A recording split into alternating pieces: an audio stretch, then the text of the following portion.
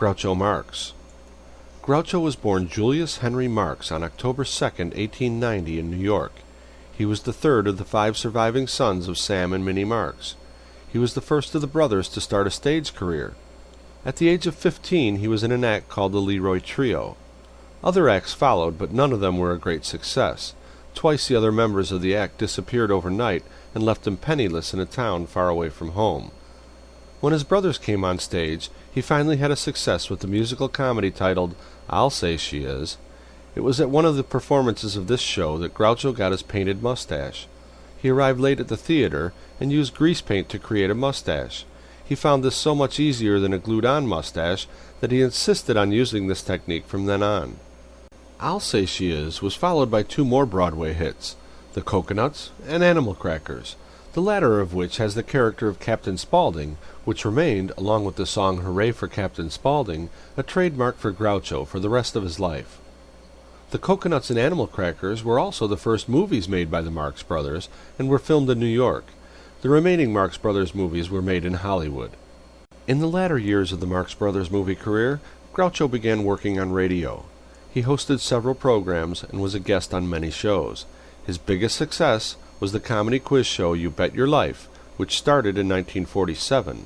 The show later moved to television and was on the air until 1961. Groucho also appeared in a few movies without his brothers. Always being a liberal, Groucho sometimes made critical remarks about politics and had friends which were regarded as communists by the United States in the 1950s. This led to Groucho being investigated by the FBI. When the Marx Brothers became popular again in the late 1960s and early 1970s, Groucho made a comeback with a show in Carnegie Hall in 1972. He was honored at the Film Festival in Cannes in 1972, and in 1974 he received a Special Academy Award for the achievements of the Marx Brothers. Groucho died on August 19, 1977, at Cedars-Sinai Medical Center. His ashes are at Eden Memorial Park, San Fernando, California. Information for this audio clip came from your audio series descriptions moderator, Roger Hohenbrink. This audio clip is provided by the Old Time Radio Researchers Group, a group of volunteers dedicated to preserving radio's past.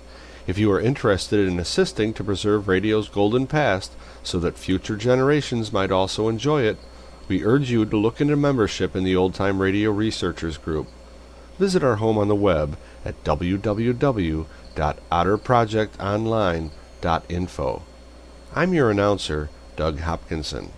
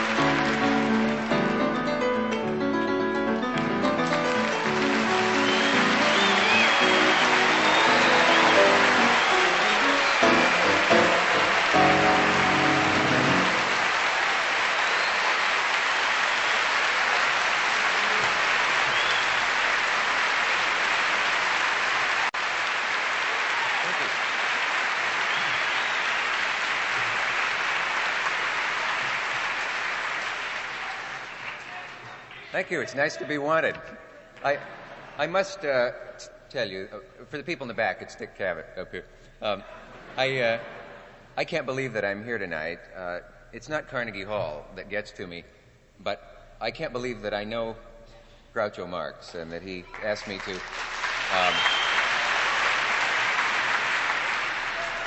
to introduce him tonight, and I'll do that as quickly as possible. I met Groucho Marx on a sunny Sunday afternoon about 12 years ago. He was coming from the funeral of a great friend of his, a man he's often said was his god, George S. Kaufman. We met on the corner of 81st and 5th, and I couldn't believe it, but he asked me to walk down Fifth Avenue with him, and we stopped every so often so he could insult a doorman. And when we got to the plaza where he's staying, I assumed that the dream was over, and I was trying to think of a way to say goodbye, and he said in that familiar soft voice that I knew first from the quiz show and then from the movies, "Well, you certainly seem like a nice young man, and I'd like to have lunch with you." And we had lunch. It was wonderful. I went home and wrote it down as much as I could remember of it. I remember for dessert, the captain and the waiter both came over to take his dessert order. And Groucho said, "Do you have any fruit you can recommend?" to the waiter. And I don't mean the captain here. It was like that. The only sad thing about Groucho's life is that there are so many thousands of funny things that have gone unrecorded. Luckily, there was someone along at the anti-Semitic country club when they told him he couldn't use the pool. And he asked, since my daughter's only half Jewish, could she go in up to her knees?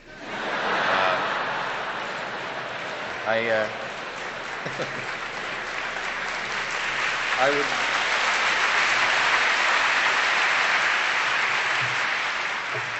Thank you for him. There are a lot of profound things that should be said about Groucho, like the fact that his comedy achieves the level of great art, that he has all the gifts, I think, that a comedian can have. Some of them have a few of them, and he has them all. But that's for people to write about.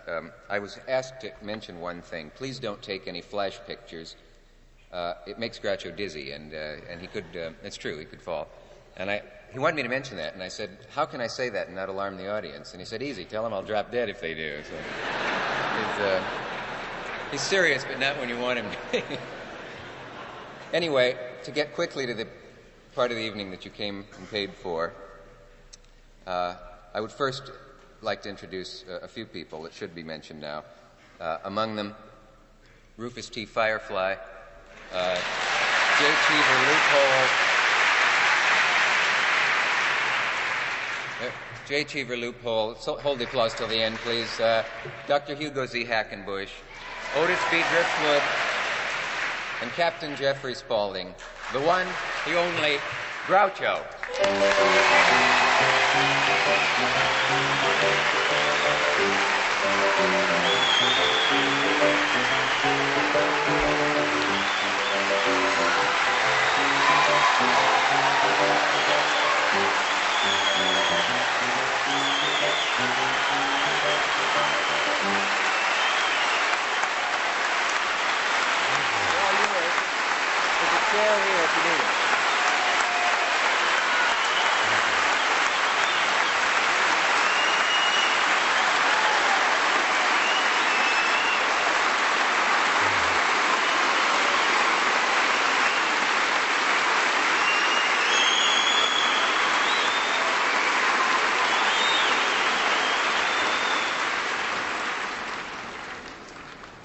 First, I would like to take a bow for Harpo and Chico.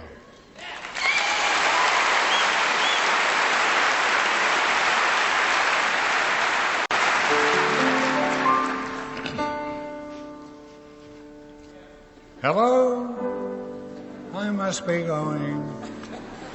I cannot stay, I came to say I must be going. I'm glad I came, but just the same, I must be going. For my sake, you must stay, for if you go away, you'll spoil this party I am throwing. I'll stay a week or two. I'll stay the summer through. but I am telling you, I must be going.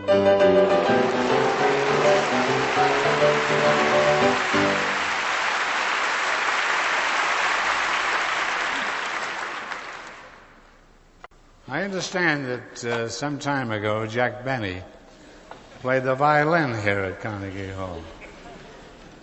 And I thought it'd be a good idea to take this and break it over my knee and then jump on it.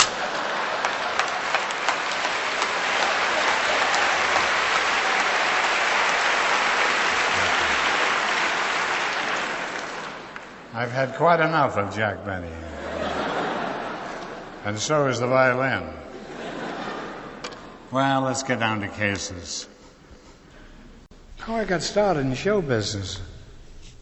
I saw an ad in the Morning World, which doesn't exist anymore. And hardly do I.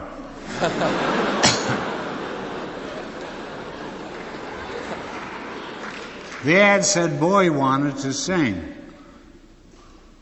I ran all the way from 93rd Street, where I lived then, to 33rd Street, and ran up 5 flights of stairs.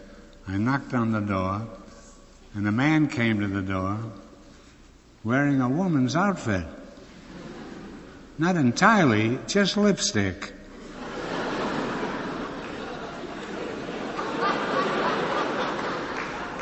And I realized that that was the profession that I wanted to enter.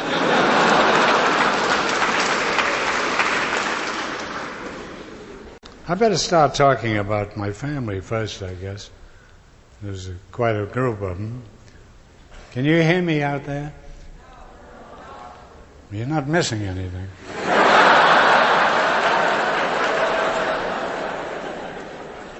Luckily, I can't hear it either. Well, I had a family. I had Harpo played the harp. That was pretty obvious. And Chico was what they used to call a chicken chaser. In England now, they call them birds, which is the equivalent of a chicken chaser in America 50 years ago. He did very well with that, too. And Zeppo was born when the Zeppelin arrived in Lakehurst, New Jersey.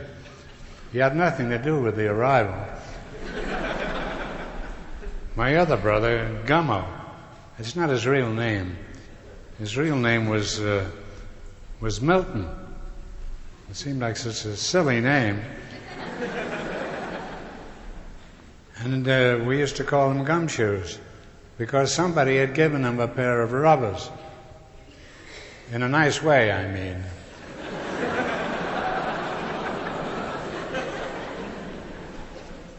And that's his name, Gummo Marx. My name, of course, I never did understand.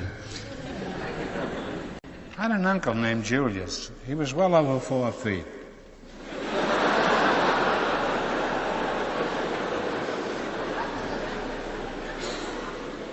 And I was named after him because we were under some peculiar impression that he had money. As a matter of fact, my father wanted to throw him out of the house. But my mother said, no. I remember I read a story once in which a man was supposed to be broke. And when he died, he left a lot of money. So they named me Julius. He never worked anyhow. He was just in the house sitting there. You find he died. And he left a will. His will consisted of a celluloid dickie, an 8-ball, and 3 razor blades. And besides, he owed my father $85, which he never did get from him. Then we had a sister. She wasn't really our sister. She was an adopted sister. The father of that sister had gotten a look at this girl and fled to Canada. And we never saw him again. But the girl stayed with us. And her name was Polly. Polly she wasn't a bad-looking girl, but her rear end stuck way out. You could play pinochle on a rear end.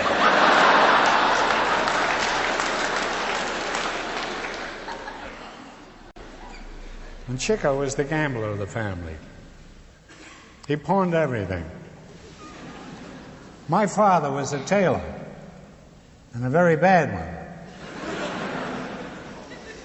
one. And Chico was always short of money, and he used to hawk my father's shares. So whenever my father made a suit, of course it didn't fit. And the shares would be hanging up in the pawn shop on 91st Street. Chico got a job at Klauber Horn and Company. They used to manufacture paper, different kinds of paper. And Chico never brought home a salary because he was always in the pool room or he was someplace, and he never brought a salary. And my father told him, he says, next week, if you come home without your salary, I'll kill you. They had a very close relationship. Chico didn't know what to do. His father was laying for him. In a nice way, I mean.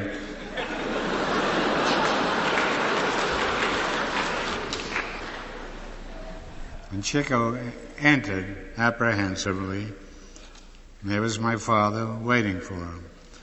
And Chico says, Dad, I got a great surprise for you. They had a sale today on paper. And I took the $3 that I was supposed to bring home, and I bought this paper. And my father opened it, and it was toilet paper. It was the first time we had ever seen toilet paper in Ireland. We had always used either the Morning World or the Herald Tribune. And when I was real young, before that, I used to smoke it. I'd smoke it up into a small bowl and then light it. It was very good. It was a very peculiar family. I had an uncle who was a chiropodist. He would come to your house and he'd have a small suitcase and he would cut your toenails for 25 cents.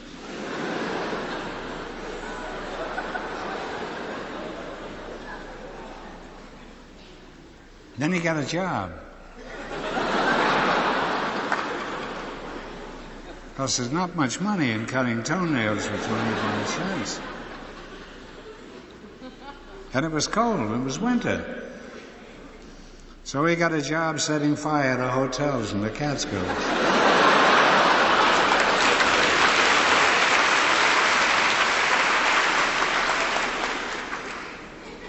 Then he was so good at this that they finally transferred him and they gave him a job in the Adirondacks, where they had much bigger hotels to bind up.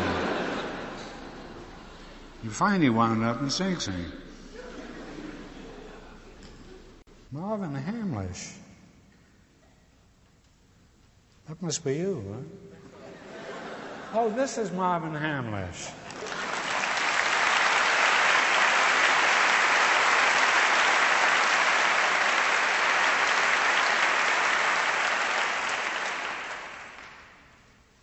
Now I'm going to sing you a song written by my good friend, Harry Ruby. It's called Timbuktu. Are you ready to play this? Always ready.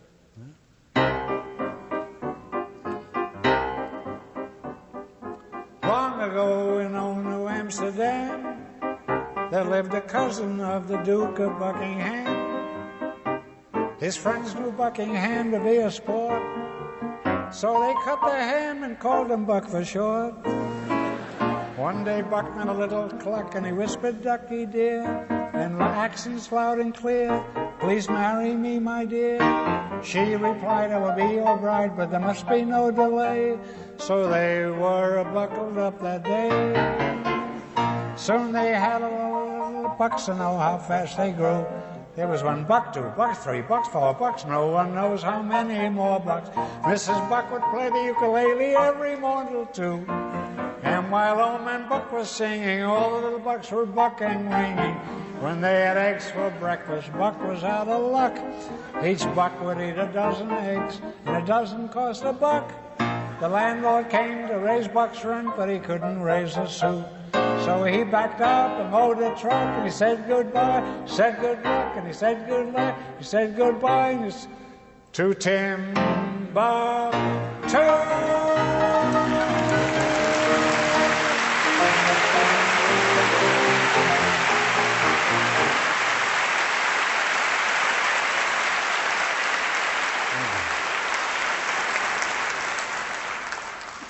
I muffed a few words in there, but it's such a crazy song it doesn't make any sense.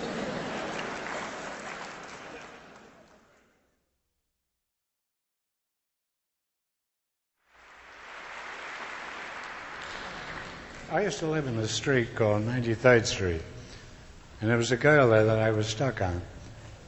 She was almost 15 years old, and I used to go out every morning and buy bread for my mother. And I used to get the stale bread because it was 4 cents, and the regular bread was 5 cents. So in no time at all, about 4 months, I had saved 70 cents. And I was stuck on Annie Berger. She had a great pair of legs, and I used to watch her walk upstairs. She lived on the floor above us. So one day, after I had the 70 cents, I said, "Why don't I take you to the theater?" I had it all figured out. 10-cent car fare for two, 10 cents for car fare coming back, and 50 cents for 2 seats in the third gallery. Now, when we got to the theater, there was Hammerstein's Victoria Theater, there was a fellow selling sauerkraut candy in front of the theater, and it was a nickel bag. And she said, "Gee, I'd love to have some of that sauerkraut candy." Well, I only had 10 cents left by this time. So I bought her a bag of this candy. Now we're sitting in the gallery so high, you couldn't even see the actors. And she starts eating the sauerkraut candy. And I can hear her, and I can't hear the actors on the stage. And I could have killed her. I thought she'd offer me a piece. But she didn't. So when the show was over, by this time she consumed all the candy. And we got outside, and I said, "Annie," it was cold. It was real cold. It had been snowing all that day. I said, "Look, you had sauerkraut candy, didn't you, in the theater? You never offered me a piece of the candy, did you? Now, I only have 5 cents left, and we got to go all the way to 93rd Street. Now, look, I care a great deal about you, but I don't want to walk to 93rd Street. I said, "I'll tell you what I'll do. I'll toss a coin up, this nickel that I had left, and you holler heads or tails." She hollered heads, it came down tails, and she walked home. I didn't see her again for 10 years.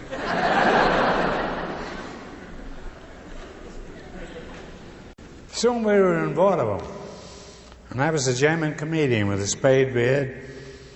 I was dressed like my uncle Al Sheen, with Gallagher and Sheen in those days.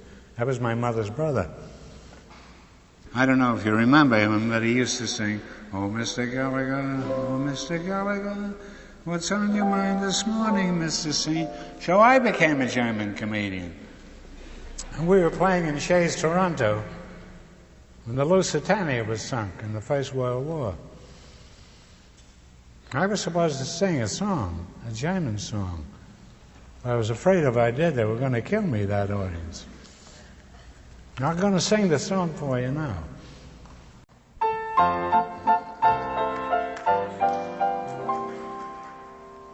I once knew a woman who couldn't spell cat. Her face was as homely as cinch. That wasn't necessary, that part.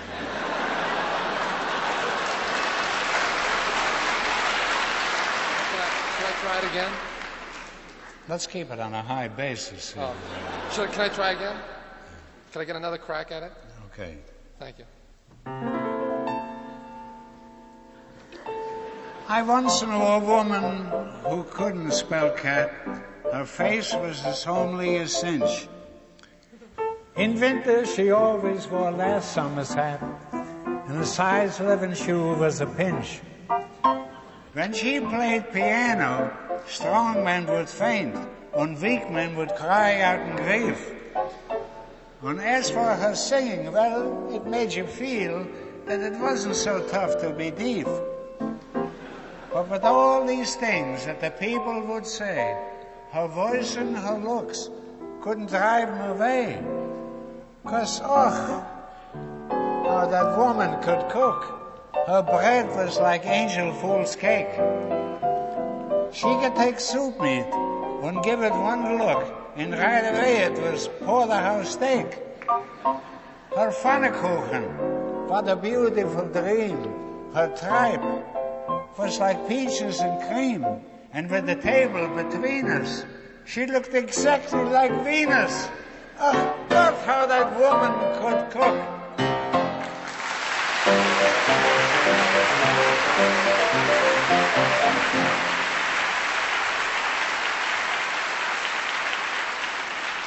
Well, obviously, with the Lusitania laying at the bottom of the Atlantic Ocean, I'd have got killed if I sang that song in Canada. So I put some makeup on here, and I made myself a Jew comedian, which I'd never been. I'd never been a Jew comedian. And I sang this song. Mr. and Mrs. Klein, they lived a life so fine until the relatives came. Uncle and Tante Wolf brought all the little wolves. Like wolves, they lived up to their name. 1 week went by, Klein started to cry. It looks like the wolves mean to stay. So he told his wife one night that while they were sleeping tight, let's leave him and he'll run away. Say, it's better to run to Toronto than to live in a place you don't want to. With 20 wolves in front of me, my house looks like a menagerie. Imagine the cheek from the tante to bring all them wolves from Toronto, and oh, how they can eat at least a pound of meat. Say, they take what they want, to. Just think what the bills will amount to. Every day they're growing more and more. They eat 1 meal a day, that's right. They start in the morning and finish at night. It's going to be a cold, cold winter, and I can't keep the wolves from the door.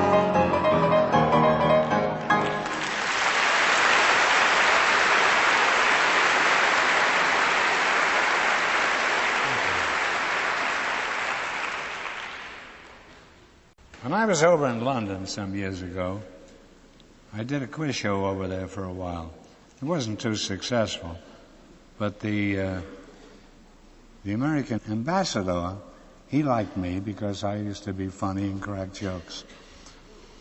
And Jackie Onassis' sister, Razawell, you may have seen her. She's been on TV a few times. She's a very pretty girl. And she had a husband who was Polish. He was well over 4 feet. And I told him a story. This is the story. It's about a hooker. You all know what that is, I guess. I'm sure sometime in your life somebody has seen one. It was a story about a girl who picks up a Pole and takes him home and feeds him, gives him dinner. They go to bed that night, have a great time. Next morning, she helps him get dressed, puts on his uniform with his big epaulets hanging on, and he starts to leave. And she says, just a moment, what about money? And he says, a Polish officer doesn't accept money.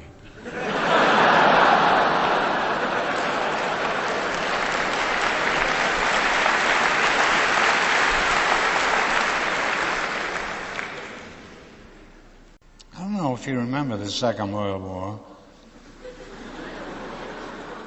because there's so many now, it's hard to keep track of them.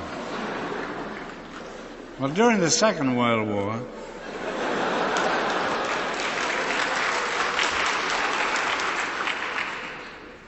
Hess had been sent by Hitler to try to negotiate peace with Churchill.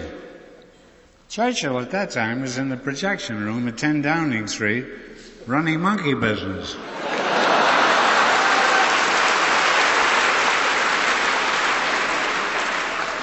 He sent an orderly to the door and says, "Tell him to come back after I sing monkey business and we'll discuss business."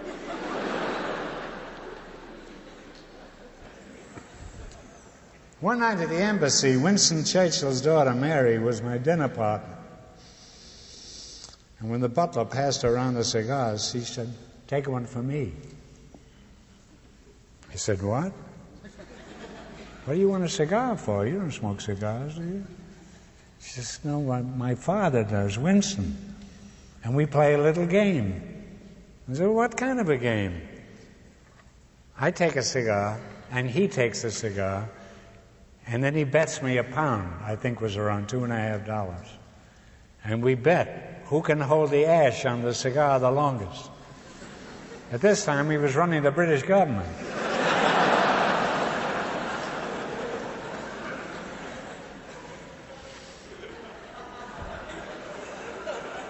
No, you never think of a man like that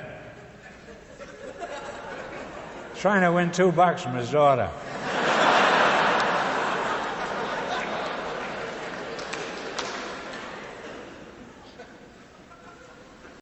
Speaking of vaudeville, there used to be a critic in Chicago when we played there by the name of Percy Hammond. This is about 30 years ago, I guess. He was on the Chicago Tribune. And he reviewed our act. We did a big acting. We had about 25 people in the act. And he reviewed the act. And the next morning, this was the review. He said, "The Marx Brothers and their various relatives ran around the stage for almost an hour yesterday afternoon. Why, I'll never understand."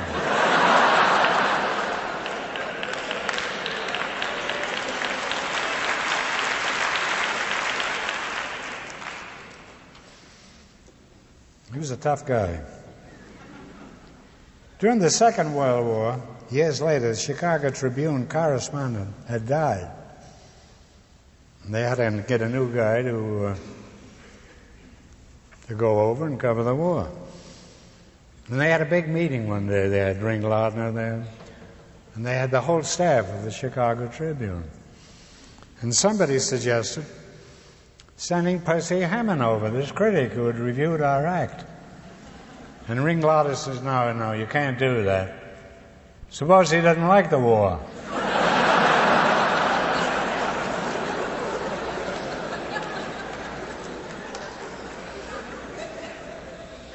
How many of you have read the George Kaufman book? Nobody, huh?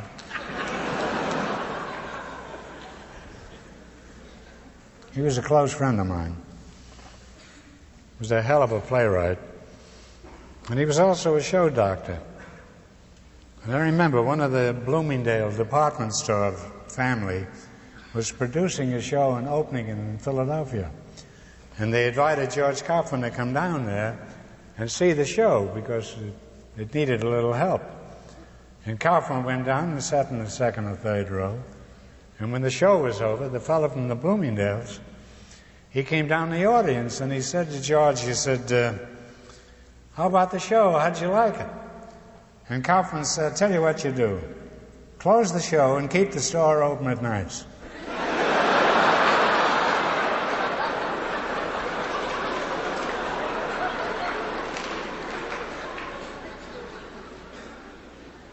I was playing the Palace Theater once, and Sarah Bernhardt was on the bill.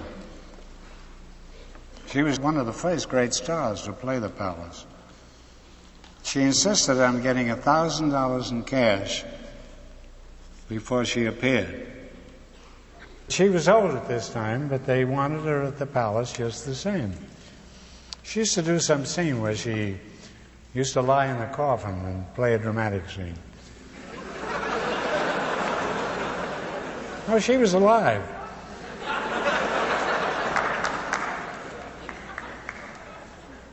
She only had one leg. Did you know that? She was getting $1,000 before each performance. I had two legs, and I was getting $50 a week.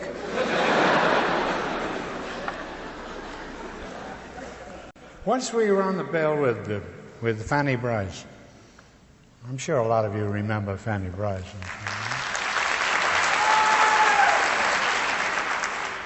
She was quite a performer. And on the bill, too, there was an act called Swains, Rats, and Cats. Now, you wouldn't believe that, but that was the name of the act. And they had a miniature racetrack on the stage. And the rats were dressed as jockeys, and the cats were horses. It was an incredible act, imagine it. Teaching these cats and rats to learn all this. And they wore the uniforms, too. And one day, while they were doing the act, there was a scream came from Fanny's dressing room. And Swain ran in there. And he had a Turkish towel with him. He didn't know what he was going to... Fanny Bryce is standing on a chair, frightened to death, got her clothes away up. Swain grabs this rat. It wasn't one of the rats from his act. This was a sewer rat that had got into the theater. Well, Swain captured this sewer rat. And the next year, we played on a bill with Swain again, and this rat was now the star of the show.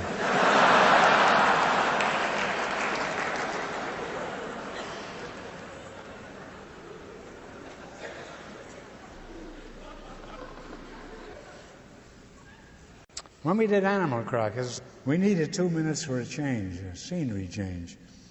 So I wrote a ridiculous poem. And I always think of whether the audience is really listening to the actor on the stage. I wrote the most ridiculous poem you could possibly write and tried it on the audience. And the first 10 weeks that we did the show, we used to get a sophisticated New York audience. And they used to laugh, and they used to applaud at the end. And then you start getting the out-of-towners, people from the Middle West. And they thought I was serious. And this is the way it goes. Did you ever sit and ponder as you walk along the Strand that life's a bitter battle at the best? And if you only knew it and would lend a helping hand, then every man could meet the final test. The world is but a stage, my friend, and life is but a game. And how you play is all that matters in the end. For whether a man is right or wrong, a woman gets the blame. And your mother is your dog's best friend.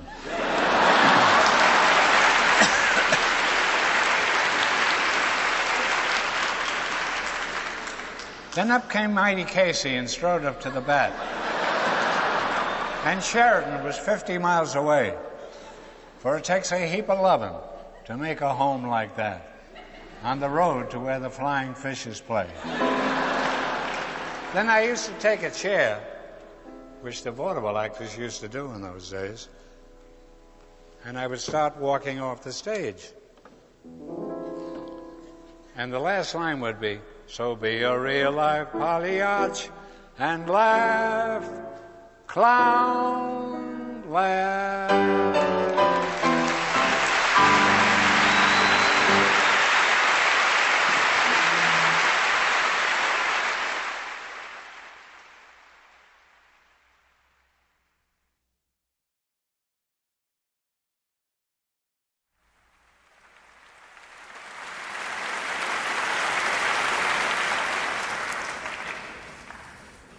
I had a great friend in England. His name was T.S. Eliot, the poet. Well, there are people out here who might not know that he was a famous English poet. As a matter of fact, he was born in St. Louis and moved to England. He wrote me a letter, and he said, I'd like a picture of you with a cigar on it. You know, one of these. So I sent him a picture of me, and he retained it. He says, I want a picture of you smoking a cigar. So I sent him one smoking a cigar, and we got very well acquainted. And I had read up on T.S. Eliot, Murder in the Cathedral, and a few things like that. And I thought I'd impress him. And all he wanted to talk about was the Marx Brothers. That's what happens when you come from St. Louis.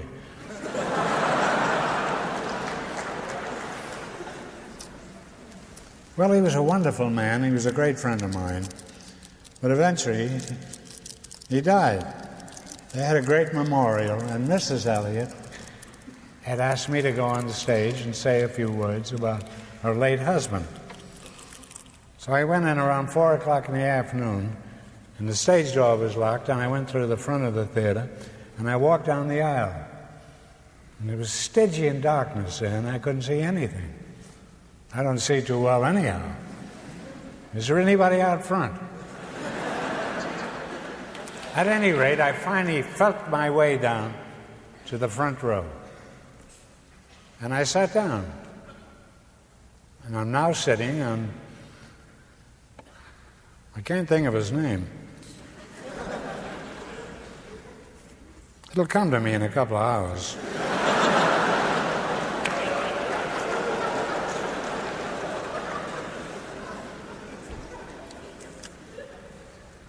Did I sing, Oh, How That Woman Could Cook?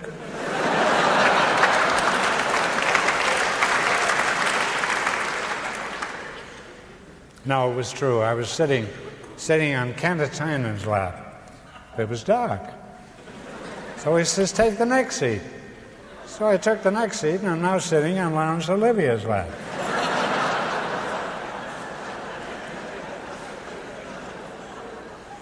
So he says, what are you doing here, Groucho? I says, well, I thought, I was invited by Mrs. Eliot to come over here. I thought I'd take a look at the theater. He says, why don't you get up on the stage and show us what you're going to do? I said, well, I don't plan on doing anything here. Well, not with all the actors you've got here. You had all the Shakespearean actors in England, and I was an old vaudeville ham. So he says, well, get up and say something. You've got to do something for Mrs. Eliot. So I went up on the stage, and this came to me while I was standing on the stage with Olivia down front and Kenneth Tynan. It's a tough audience for an old vaudeville actor. It was a story about a man who was condemned to be hanged. And the priest had said to him, have you any last words to say before we spring the trap?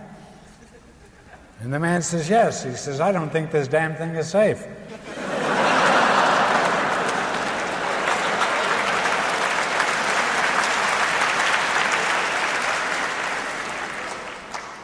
I did a bomb tour during the Second World War. It was Hope and Crosby and Cagney, most of the big stars. Desi Arnaz. Yeah, that was one of them. We were raising money. And we played Boston and Philadelphia and most of the big cities. And we got to Minneapolis. There wasn't any big theater to play there. So we did our show in the railroad station. Then I told the audience that I knew a girl in Minneapolis. She was also known in St. Paul. She used to come over to visit me, and she was known as the Tale of Two Cities.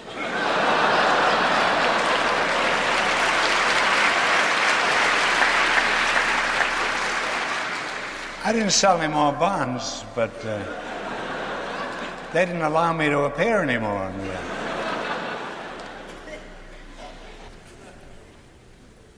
There were times when I used to wear a mustache, and there were times when I didn't. I got tired of wearing it, and I would take it off, because if I didn't have a mustache on, people didn't bother me in the street. So one night I went to the Winter Garden, and Houdini was appearing there, and I was sans mustache. That means without. Got to watch yourself in the Winter Garden. At any rate, I'm sitting in the second row, and Houdini is now doing a trick. He would take some needles and put them in his mouth and a spool of thread, and then he would thread the needles. So he asked for a volunteer out of the audience. Now, who do you think went up on the stage? And he opened his mouth wide. I want to prove that there's no trickery to this trick. What do you see in there? And I said, fire air. And left the stage.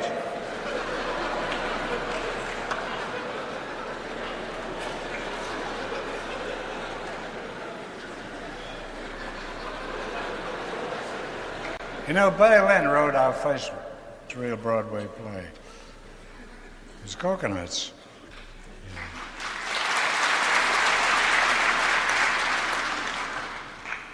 And George Kaufman hated music. Even when he wrote the Pulitzer Prize play with Maury Riskin, he didn't like songs because it got in the way of the jokes. So this got Berlin angry. And he went home that night and he wrote a new song. He said, you didn't like the song in Coconuts. I wrote a new song for you. And he played it for Kaufman. And Kaufman said, it stinks. And this is it.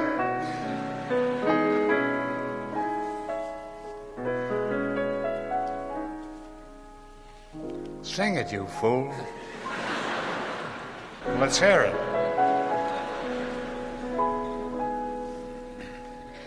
Da da da da.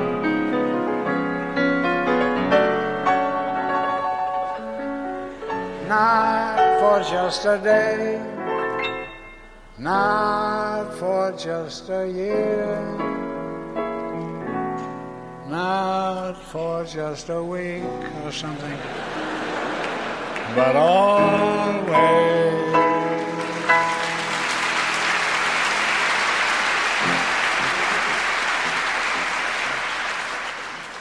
Waylon and I were very friendly, and Harry Ruby and I surprised him. We sang one of his songs, which he hated. It was a song from the First World War. And the song went like this.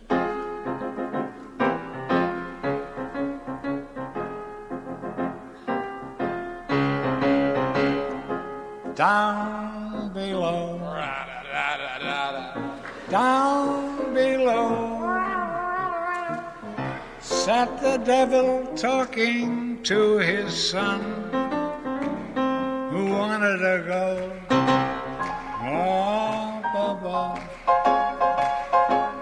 up above. He said, it's too slow for me down here, and so the devil said, listen, lad, listen to your dear old dad. Fantastic. Fantastic. You stay down here where you belong. The folks above you, they don't know right from wrong. To please their kings, they've all gone off to war. But not a one of them knows what they're fighting for. Way up above, they say that I'm a devil and I'm bad. But the kings up there are bigger devils than your dad. They're breaking the hearts of mothers, making butchers out of brothers. You'll find more hell up there than there is down here below.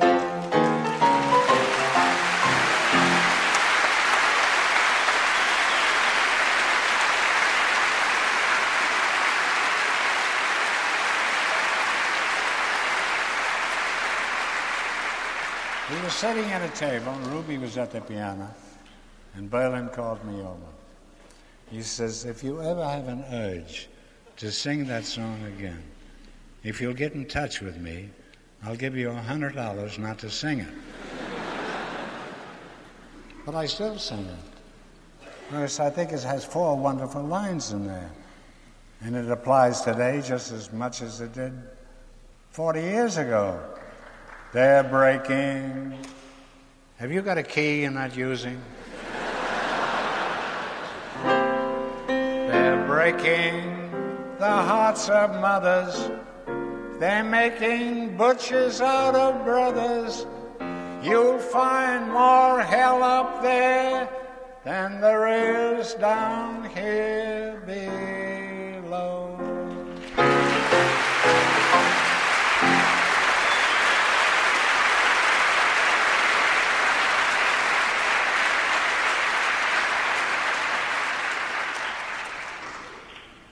I knew a fellow named Otto Kahn. He was a very rich man, and he gave a lot of money to the Metropolitan Opera House at one time. And his close friend was Marshall P. Wilder, who was a hunchback. And they were walking down Fifth Avenue, and they came to a synagogue.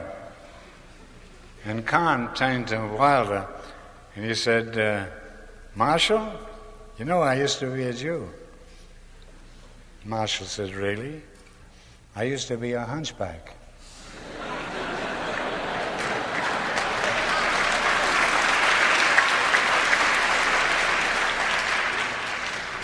Now we get to W.C. Fields.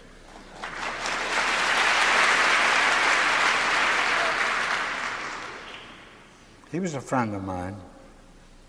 He was a great drunk.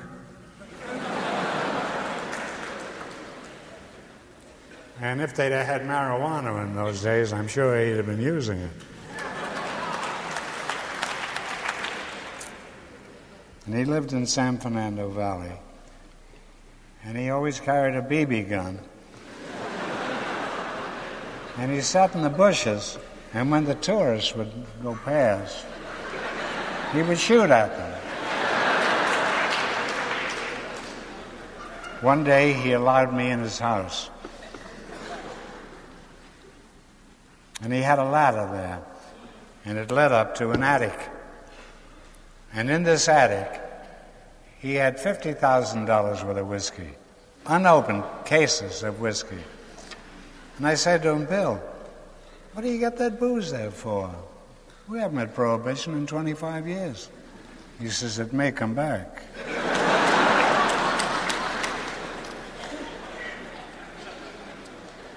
Fields was doing a picture many years ago with a kid named Baby Leroy. And in those days, you had to have a nurse on the set. This was one of the rules in the movie industry. So the nurse had to go to the bathroom. Even nurses do that occasionally. And Fields says, look, I'll take care of the kid. You just go to the bathroom. And when she had gone, he took a bottle of booze out of his back pocket and got Baby Leroy dead drunk.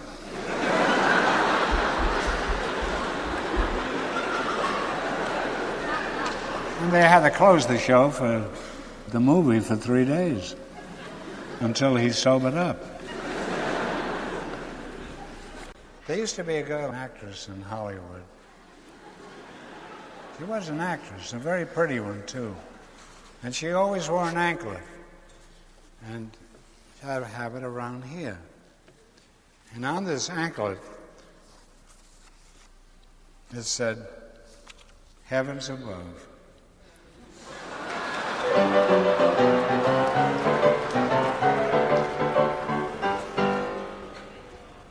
She did quite some business with that anklet. Well, you want me to leave the stage? I think we'll both go, yeah. Well, I'll go off.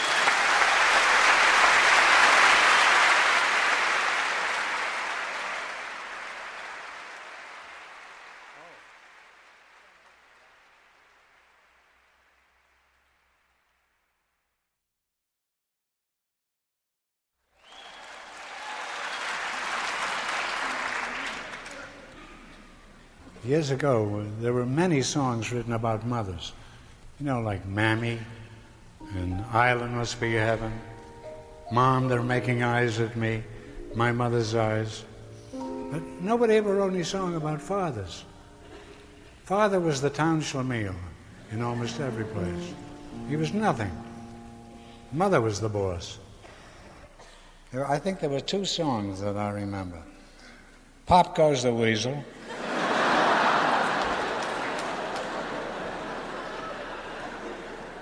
And Oh, What a Crumb Is My Old Man.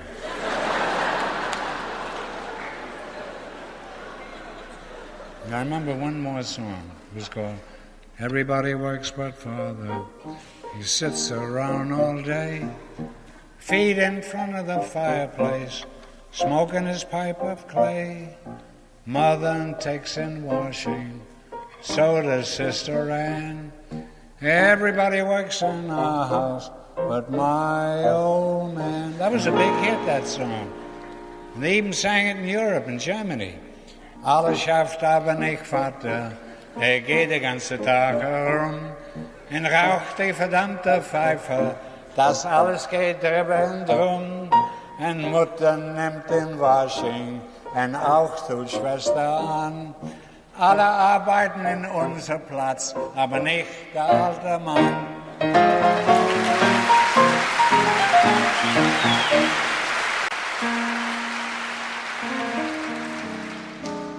I have a friend in Hollywood. I think I do. I'm not so sure of it. His name is Harry Ruby.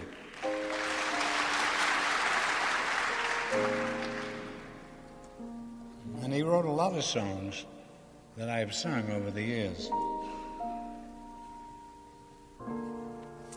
Today, Father, is Father's Day, and we're giving you a tie.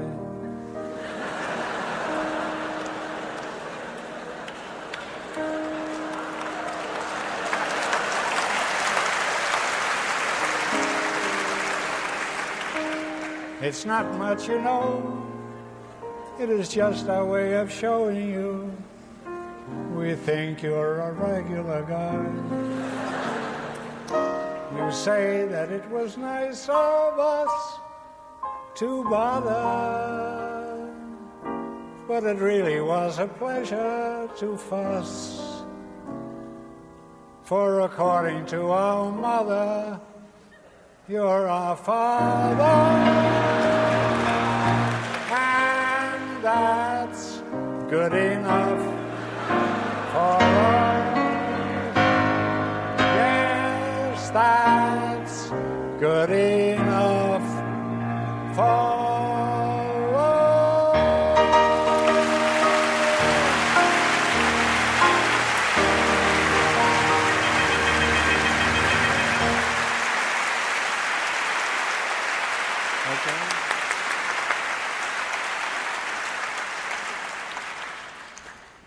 All I can tell you about Margaret Duman, who was Mrs. Rittenhouse in our picture.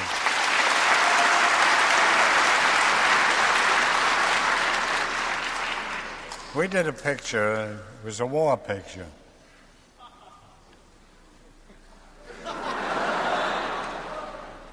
And a shell came through the window. And I rushed over and pulled the shade down. And she said, "Otis, what are you doing?" I said, "I'm fighting for your honor, which is more than you ever did." Then we were on a boat, and I had 2 suitcases. Mrs. Rittenhouse was in back of me. And she said, "Otis, have you got everything?" And I said, "I haven't had any complaints yet."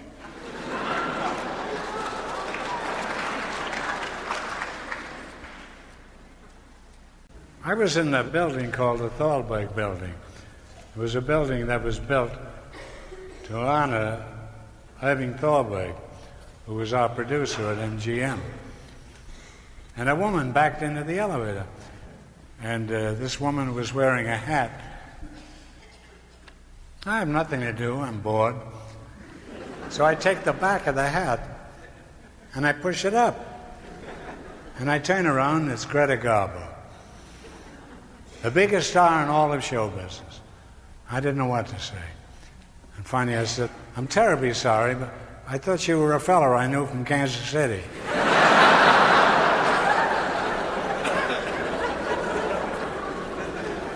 I was once invited to Cecil DeMille's projection room, and they were running Samson and Delilah with Hedy Lamarr and Victor Mature.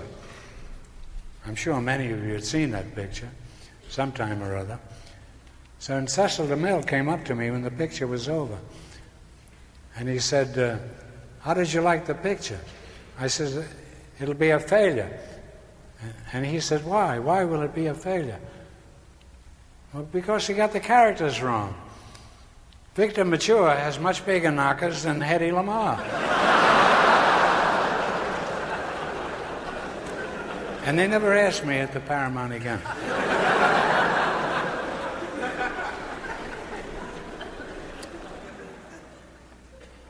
I remember playing baseball with Will Rogers in Baltimore. In those days on the Keith circuit, they used to have teams. And our team would be the Marx Brothers and a few other players. And Will Rogers was playing second base. And I got on first base, and I ran to second base, and I slid in there. And Will Rogers was standing about 20 feet in front of second base. And he turned around to me, and he says, you're out. I says, how can I be out? You got to touch me with the ball on second base, don't you know that? And he said, Groucho, at my age, wherever you stand is second base. That's a true story. I've always had trouble with priests. I was married by a rabbi, I think. I'm not sure of that. I think my grandfather had bought a speech for $5. And all the brothers used that speech. My dear parents, for many years you have toiled and labored for my happiness. We had no idea what the hell we were talking about. But we did the whole thing, and it was only $1 apiece for each speech. I was in the Plaza Hotel, and there's a priest standing there. And he recognizes me. He says, aren't you Groucho Marx? And I said, yeah. He says, my mother's crazy about that quiz show you do. And I said to him, I didn't know you fellas had mothers.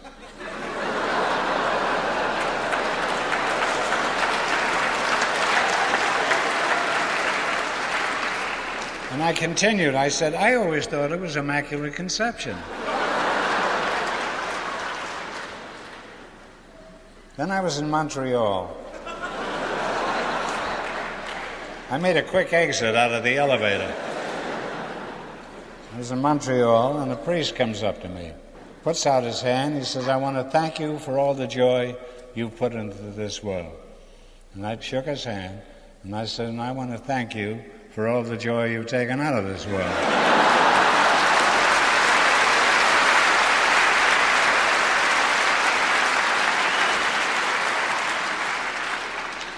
He said, could I use that next Sunday in my sermon?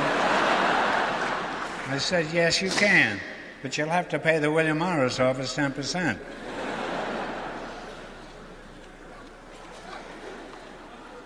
I was in Italy, I was in Rome.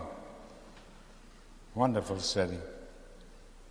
And I just lit a $1 cigar, and I was walking to the corner, and somebody bumped against me. It's a $1 cigar. I wasn't going to let it lay there. So I reached down to pick it up, and I says, Jesus Christ. And I turn around, there's two priests standing next to me. And one of them had bumped against me. And he reached in here and pulled out 2 cigars. He says, Groucho, you just said the secret word.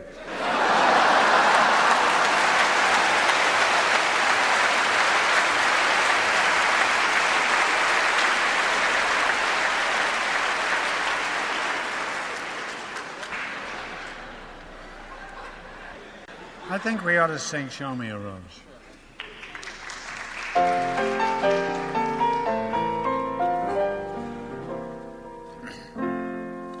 Ever since songwriters started writing songs, they have written songs about the rose. Red roses, blue roses, old roses, new roses, roses from the north and south and west. But here's the rose song that I love the best. Show me a rose and I'll show you a girl who cares. Show me a rose or leave me alone. Show me a rose and I'll show you a storm at sea. Show me a rose or leave me alone. She taught me how to do the tango down where the palm trees swayed. I called a rose a mere, and she called a spade a spade. Show me a rose and I'll show you a stag at bay. Show me a rose or leave me alone. One night in Bixby, Mississippi, we watched the clouds roll by. I said, my dear, how are you? And she whispered, so am I. Show me a rose and I'll show you a girl named Sam. Show me a rose or leave me alone. Show me a rose, a fragrant rose. Make believe that you don't know me until you show me a rose.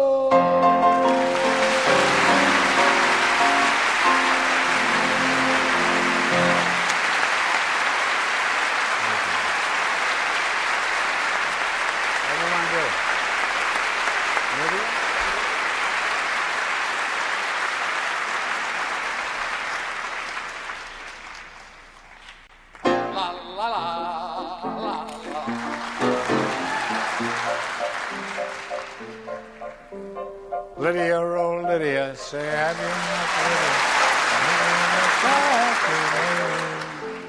Lydia? She has eyes that men adore so, and a torso even more so.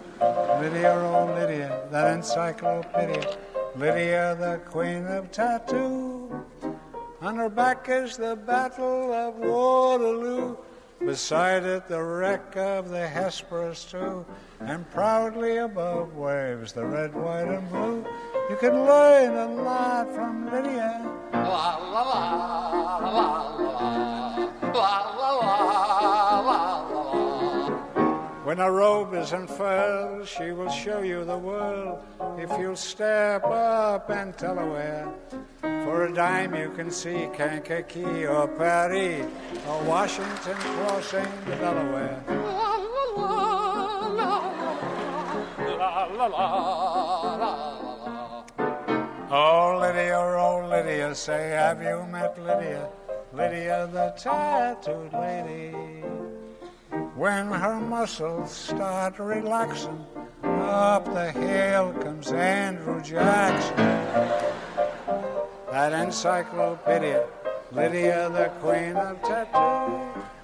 For 2 bits she will do a mazurka and jazz with a view of Niagara that nobody has. And on a clear day you can see Alcatraz. You can learn a lot from Lydia. La la la la la la la la la. Come along and see Buffalo Bill with his class. Just a little classic by Mendel Picasso. Here's Captain Spaulding exploring the Amazon. Here's Godiva but with her pajamas on. La la la la la la la la la. Oh say, have you met Lydia? Lydia, the queen of them all. She once swept an admiral clear off his feet. The ships on her hips made his heart skip a beat.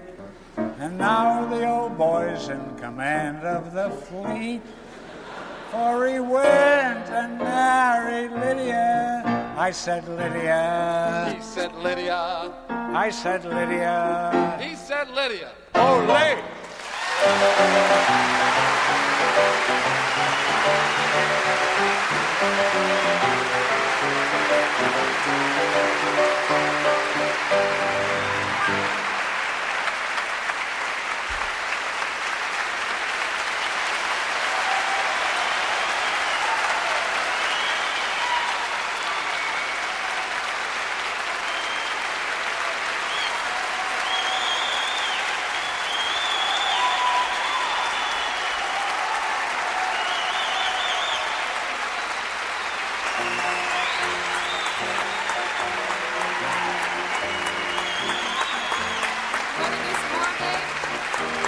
Want to do some more, Dave?